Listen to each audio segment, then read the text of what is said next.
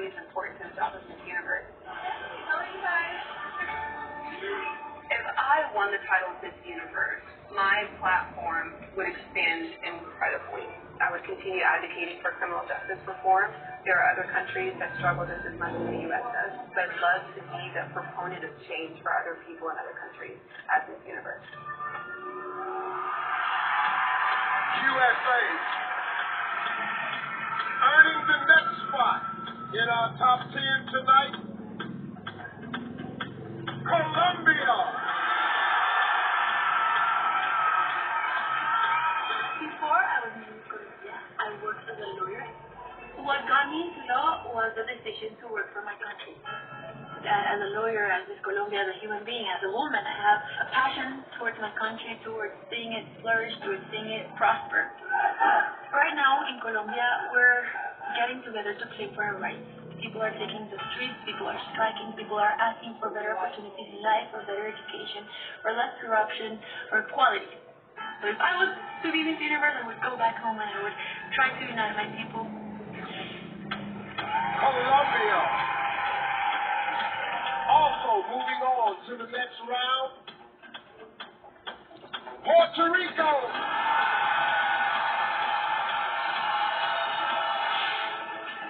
I actually come from a multicultural family. My mother is 100% born and raised Puerto Rican, and my father's European. When I moved here at 19 years old, I went there alone. I was in a big city. I didn't know anyone, but I was raised to love and respect diversity. And that is why I created the movement of Saborito Sayo na Sangre, to inspire other people who are just like me, who don't live in your mother country, to embrace our roots and our traditions. No matter where we end up in the world, I think it's so important that we understand that we do have a place on this earth, and our identity is the essence of our hearts. Puerto Rico. The fourth to move forward tonight, South Africa. My parents are very big on education, and so when I got financially excluded from school, that meant that I could not continue with my studies. A huge percentage of South African students were drowning in student loans, and most of us were kicked out of school. So I felt like a huge part of me was being taken away.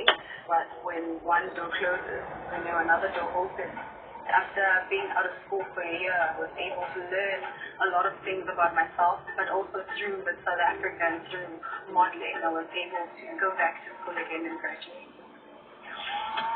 South Africa. We're halfway through our top 10 after I announce Peru.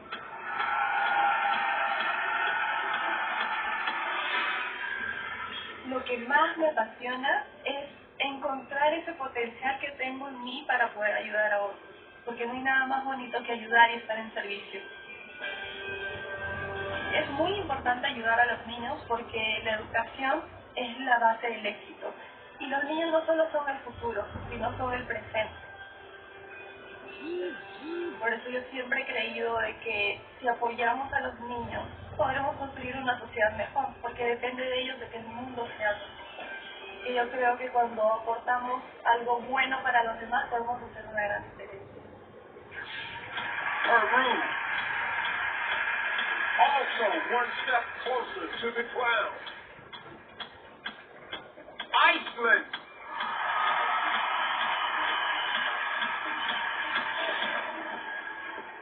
My name is Bit, and I grew up on a farm in Iceland. When I started to compete in Miss Universe Iceland, I didn't even think about the fact that I didn't look like any of the girls that won before me. It was pointed out to me people did not want me to win, or they would not vote for me because I didn't look Icelandic. So being able to stand up and open the discussion about how important it is that we do not all look the same was something that made this competition worthwhile to me, and it's something that made me want to win. Iceland. The next contestant moving forward, France. Tagal ng Pilipinas. Mes parents m'ont toujours bien conseillé, surtout ma mère, Elle me laisse aujourd'hui de profiter de la vie, de donner le meilleur de moi-même. Depuis très longtemps maintenant, je suis très engagée dans la lutte contre le cancer du sein. C'est une cause qui me touche énormément. Ma mère a eu un cancer du sein il y a maintenant quelques années. Et ma maman va très bien aujourd'hui. J'ai pu participer à plein d'événements, plein d'activités avec des dames atteintes de la maladie ou qui sont en rémission. On essaie de leur apporter un peu de joie dans leur traitement.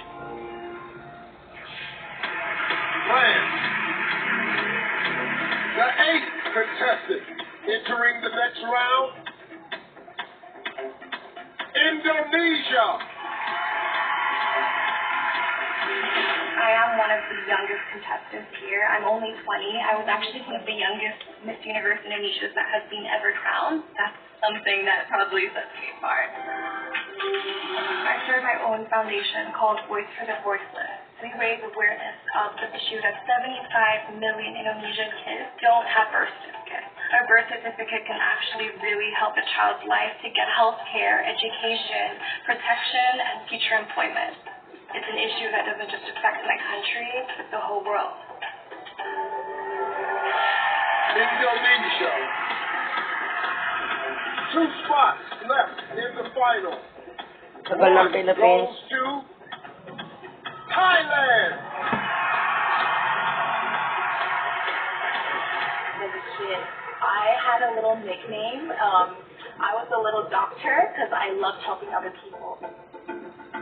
After I won Miss Universe Thailand, that's when I realized that, hey, there's actually a different path, a different way that I can help other people. I am able to help flood victims or to the We Are One, my art project. It gave me an opportunity to help people on a larger scale. Just seeing them happy, just seeing them give me back a smile, that for me is my reward. Thailand. 11 women left, but only 1 spot remains, and it goes to Mexico. Talo Pilipinas. I'm a writer and a speaker. I wrote 2 books about how to use science into empowering people around the world. I used to read books that my father introduced me to, different kinds of books about science, metaphysics. I give speeches around the country trying to explain the importance of emotional and mental health. And I just gave my first TED Talk in Tijuana. I can use my life or really inspire people of the importance of who they really are. My life would have absolute meaning. Mexico. Let's hear it for our top 10 finalists. These women are quite literally the best of the best, and they are ready to compete as hard as they can to win the title of Miss Universe 2019. All right, we are halfway through the competition. We went from 90 to 20 down to 10. Indonesia, congratulations! Oh my God, thank you so much. It's super excited to be here because this is actually the highest place that my country has ever experienced. So, Congratulations, the highest place in your country's ever experienced, and you're the youngest. You weren't even born when I was in Team USA. I know you have a lot more competing to do. Go get your swimsuit on. Congrats, I'm so happy for you. thank you so much. All right, you guys, so much more left. Back to you, Steve.